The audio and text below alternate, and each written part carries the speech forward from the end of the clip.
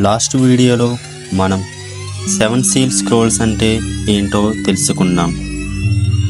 ఇప్పుడు ఆ 7 ముద్రల గ్రంథములో మొదటి ముద్ర విప్పినప్పుడు ఏం జరుగుతుందో ఇప్పుడు చూద్దాం. ఒకవేళ మీలో ఎవరైనా లాస్ట్ వీడియో చూడనట్లయితే పైనున్న కార్డ్స్లో ఉంచాం, చూడండి. అయితే ఇప్పుడు ఆ 7 ముద్రలలో మొదటి ముద్ర విప్పగా ఏం జరుగుతుందో ఇప్పుడు చూద్దాం. ప్రకటన గ్రంథము 6వ అధ్యాయము 1-2 వచనములలో ఇలా రాయబడి ఉంది.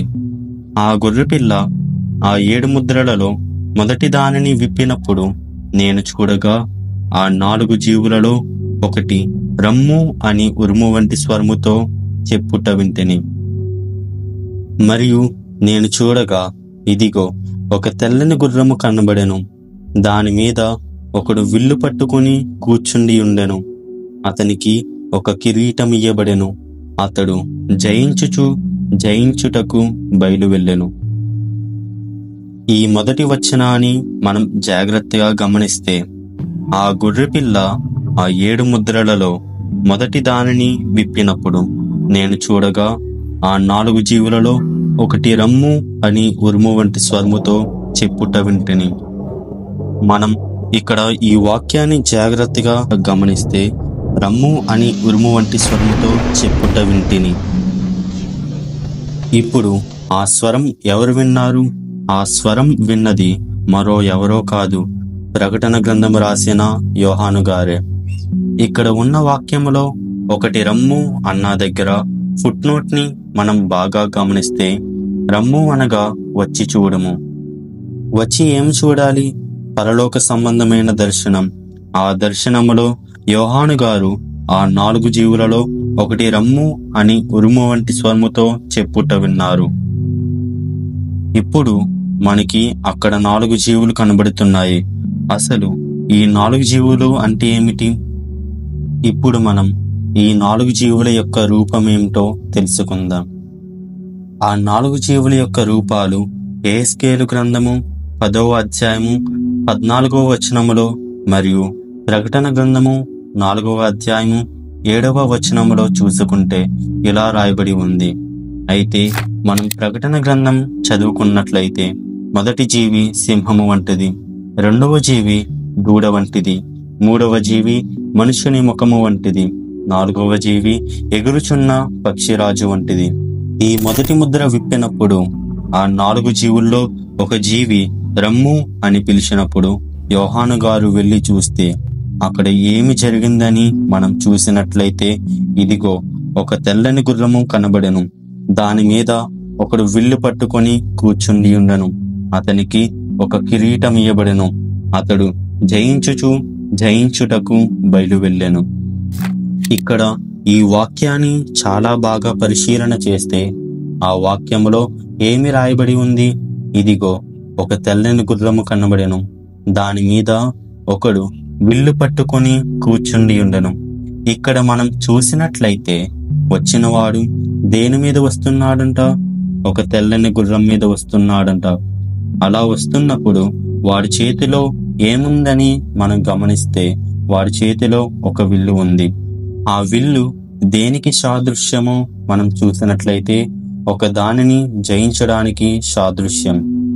అలాగే అతనికి ఒక కిరీటం ఇయ్యబడెను. అతడు జయించుటకు బయలు వెళ్ళెను. అసలు ఆ విల్లు అతని చేతిలో దేనికి ఉంది? ఏమి జయించడానికి ఉంది? అసలు అతను తెల్లని గుర్రం మీద విల్లు పట్టుకొని జయించుటకు దేనికోసం వెళ్తున్నాడు? అసలు తెల్లని గుర్రం మీద వచ్చిన వాడు జయించడానికి ఏమైనా అవకాశం ఉందని మనం బాగా పరిశీలన చేస్తే ఆ వస్తున్నవాడు రాజులాగా కిరీటం పెట్టుకొని ఇంకా జయించటానికి అతడు వస్తున్నాడు. ఆ తెల్లని గుర్రం మీద వస్తున్న వ్యక్తి యేసుక్రీస్తు అని అనుకుంటారేమో, గాని అతడు యేసుక్రీస్తు కాదు. ఎందుకంటే యేసుక్రీస్తు ఆల్రెడీ ఎప్పుడో జయించాడు. ఏం జయించాడో అని మనం చూసినట్లయితే ఆయన జయించింది మరో ఏంటో కాదు, ఆయన మరణమును జయించి మరణపు ముళ్ళను విరిచిన మృత్యుంజయుడు.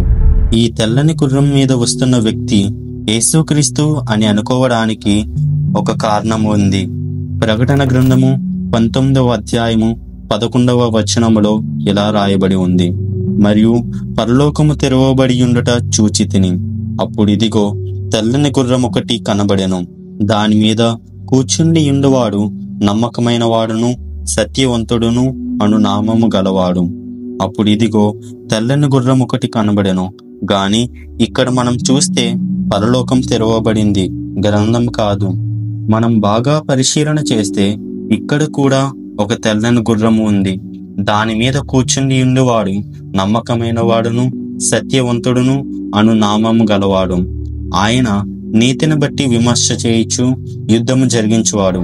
సత్యవంతుడెవరో నీతిమంతుడెవరో అని మనం చూసుకున్నట్లయితే ఆయన మరో ఎవరో కాదు, ఆయనే సర్వశక్తిమంతుడైన యేసుక్రీస్తు. మరి ఈ తెల్లని గుర్రం మీద వస్తున్న వ్యక్తి ఎవరు? అంత్యక్రీస్తైన అపవాది. ఈ అపవాది ఇంకా ఏమి జయించాలని చూస్తున్నాడంటే, ఇంకను రాజులను రాజ్యములను జయించుటకు ఆ విల్లును పట్టుకొని కిరీటం ధరించుకొని జయించడానికి వస్తున్నాడు. ఈ వస్తున్న వ్యక్తి శాంతిని నెలకొల్పడానికి శాంతి శాంతి అని చెప్తూనే మన ఎవరికి మనశ్శాంతి లేకుండా చేస్తాడు. అందరి దృష్టిలో బుద్ధిమంతుడిగా నీతిమంతుడిగా కనబడతాడు, గాని అతడు చేసే పనులన్నీ కూడా క్రూరత్వంతో నిండి ఉంటాయి. ఇతను ఇప్పుడు జరుగుచున్న యుద్ధాలను రాబోయే యుద్ధాలను ఆయన ఆపుతానని శాంతి ఒప్పందాలు చేస్తాడు. శాంతి అని పేరు చెప్తూనే కుట్రలు పన్నుతాడు. ఎందుకంటే అతడు విల్లు కలిగి ఉన్నాడు కాబట్టి సంధించడానికి బాణాలు లేవు. అంటే ప్రారంభంలో రక్తం చెందకుండా కుట్ల ద్వారా జయము పొందుటకు ఎత్తుగడ వేస్తాడు. ఆ ఎత్తుగడ ఫలించి ఇజ్రాయేలీయులు అతన్ని మెస్సీయగా అంగీకరిస్తారు. అతడు జయించుచు పోతున్నాడే గాని అతని విజయం సంపూర్ణమైనటువంటిది కాదు. ఇప్పటికీ కూడా మనం బయట చూసినట్లయితే చాలా మంది నేనే యేసుక్రీస్తునని చెప్పుకుంటూ వచ్చిన వారు సమాజంలో చాలా మందిని చూస్తున్నాం. అయితే నేటి దినములలో ఇలాంటి పరిస్థితులను చాలా చూస్తున్నాం. కాబట్టి ఈ అంత్యక్రీస్తు పాలన ముందే మనమందరం, ఆ 7 ఏళ్ల శ్రమకాలం రాకముందే మనమందరం దేవుని రాజ్యము కొరకు సిద్ధపడుతూ మన ఆత్మను బలపరుచుకుంటూ మనం ముందుకు సాగిపోతాం. రానున్న నెక్స్ట్ వీడియోలో మిగతా ముద్రల గురించి మనం తెలుసుకుందాం. ఇంతవరకు వీడియో చూసిన మీకు దేవుని కృప తోడుండాలని ప్రార్థిస్తాం. ఆమేన్.